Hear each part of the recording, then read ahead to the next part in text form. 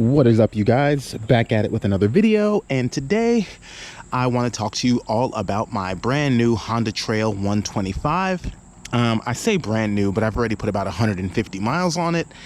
When I bought the bike, I was just way too excited to go out and ride it and hit the trails to actually make a video on it. I did run my camera for some of the off-road trail riding, which I will roll in here in a bit, but right now I just kind of wanted to talk to you about what led me to this bike and how it's going so far. So for starters, what led me to the Honda Trail 125? And the real answer to that is kind of twofold. For one, it is how equipped it is from the factory.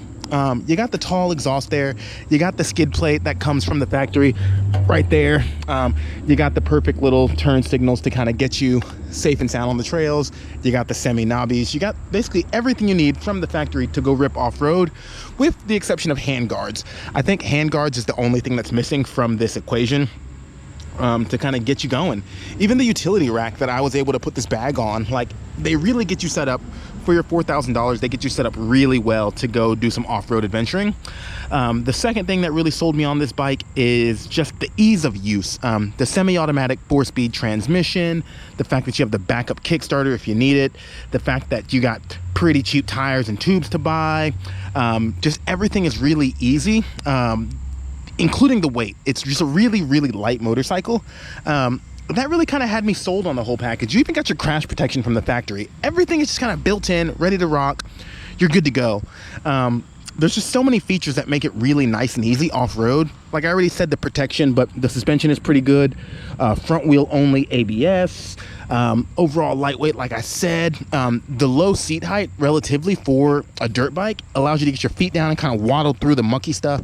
You got some really good textured pegs here, center stand, like just all these great features that you really want to look for in a bike that you plan on going off-road with. They just come from the factory for $4,000. And you can't really beat it. I don't know that there's a better buy out there if you're not like a speed freak trying to go really quick, or if you're not trying to carry a passenger, you know. For a little exploring off-road bike, this package is super duper good, and I was stoked to get it. I have a lot of experience riding kind of big, heavy ADV bikes off-road, and I'm just kind of over it. I'm over lugging a bike around. I'm over when it falls over, struggling to pick it up. By the end of the day, you're burnt. I also don't want to take the risk of an actual dual sport or dirt bike while living in the city, because they are a high theft item. People steal those bikes a lot. And for me, just not worth it. Just not worth the hassle of having to worry about somebody stealing it. So this doesn't look like a Target, but it still gets me off-road pretty easily. Enough power, tried and true engine, just really, really good package. And I have very few like complaints about it, honestly. If I had to like really, really, really pick it apart, maybe passenger pegs from the factory. It'd be cool to have some passenger peg situation from the factory, and then some sort of like seat pad like that you can buy aftermarket, so at least part of it is there, you know. Maybe a little more power, but you don't really need it. The bike will do 50 miles an hour with my 200-pound frame on it, which I think is plenty. Yeah, I'm really just trying to find something wrong with the bike, and I can't. Maybe like tubeless spoked wheels, but at this price point, that's just never gonna happen. But it is available in the aftermarket. You can go tubeless pretty easy on this bike if you want to. So in my eyes, perfect adventure bike, perfect little off-road machine. Honda's really knocked it out the park with this one. They've always knocked it out the park with this one. It's hands down one of my favorite motorcycles of all time, and I'm glad to have the new version of it, because I have had a lot of versions of the old ones. I've had all of the Cubs. I've had the 50, I've had the 70, I've had the 110, I've had the Trails and the CT70s, and like just lots and lots of small Hondas. So it's cool to have like the newest rendition of this bike, and I gotta say, it's like really, really good.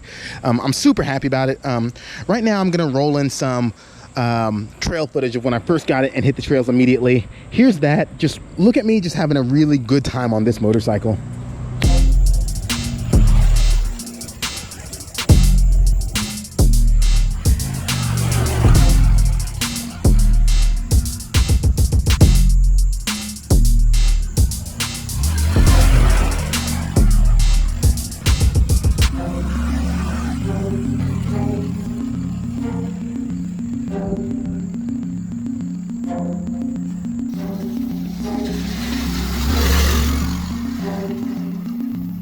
Okay, yes, that was as much fun as it looked.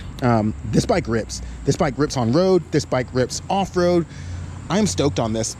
I am so stoked on this that, like, I don't really foresee myself riding anything else a lot, you know. I bought the Harley as kind of a like car replacement. Like, it's for going far, it's for carrying a passenger, it's for doing all like the big bike things, but it really doesn't obviously scratch the itch of really mobbing off-road, and this is going to do that for me at 100 miles per gallon for the low price of, like, I think I spent $5,100 out the door at the dealership with all the fees included.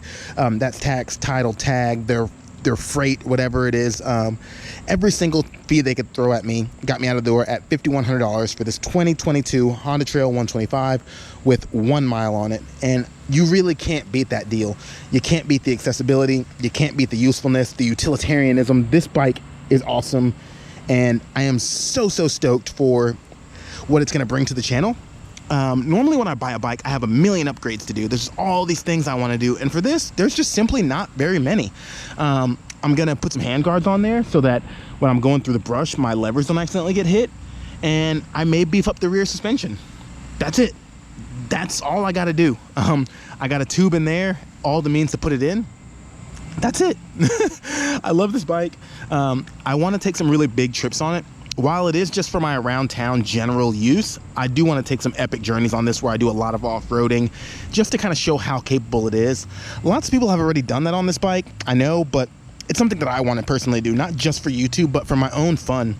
I like proving that small bikes will go the distance, and I truly believe this is one of the best small bikes money can buy. So I'm going to prove it to you over the next few months of owning this. I do plan to keep this for a lot longer than the next few months, but I do have some things planned for this bike before winter hits. I do want to go on some really big trips. I'm kind of planning them now, so it's going to be good. But for right now, let's cut to me on the road with this thing so you can see how it does in your standard city traffic, at least my standard city traffic here in Atlanta, Georgia. Out on the Honda Trail, the CT125, and this bike is a hoot. Right now I'm in, fourth gear. We're wide open, cruising along. It is, about 50, between 49 and 53 miles an hour. It's kind of bouncing between based on the incline or decline of the road. But it's keeping up with traffic. Clearly it's keeping up with traffic. This guy I'm gonna have to go around.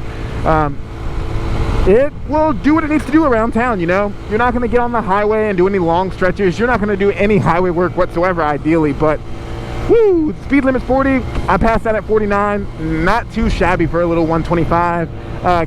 53 indicated, which is probably not real. It probably is that 49 it said back there, but 53 indicated on a 125, carrying a 200-pound man. Not too bad.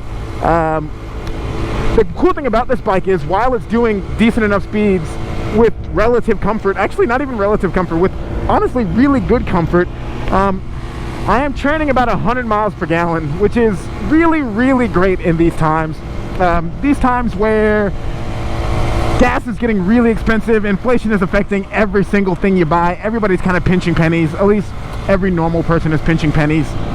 This kind of transportation is really good. Here we go. I'm going to stay in fourth and try to get up this hill. GoPro makes everything look smaller, but this is a pretty steep incline. I'm going to film how it kills my speed. We just had 53 indicated. We are dropping to 42, 41, 40, 39 indicated, 38 indicated. We have made 37 indicated. We're at the top of the hill just about, and picking up speed again. We're back at 38 and red light, but you kind of get the idea. The thing scoots as much as it has any business scooting. Okay, that is that. That's how the bike performs on road. You've seen how it performs off-road a little bit. This is just kind of like an intro, a first look, kind of like an update on the fact that I have this motorcycle, that I love this motorcycle. That's why I wanted to check in with you guys and kind of show you what I have and talk to you about my plans. So I'm gonna keep this one relatively short and sign off here. If you haven't yet, please go ahead and hit thumbs up. And if you are even remotely into the idea of seeing this bike rip down trails and go on trips and whatnot, go ahead and hit subscribe, because a lot more of that is on the way. But the last thing I need you to do is go out, ride your motorcycle, and have a good ass day. I will see y'all in the next one. Peace.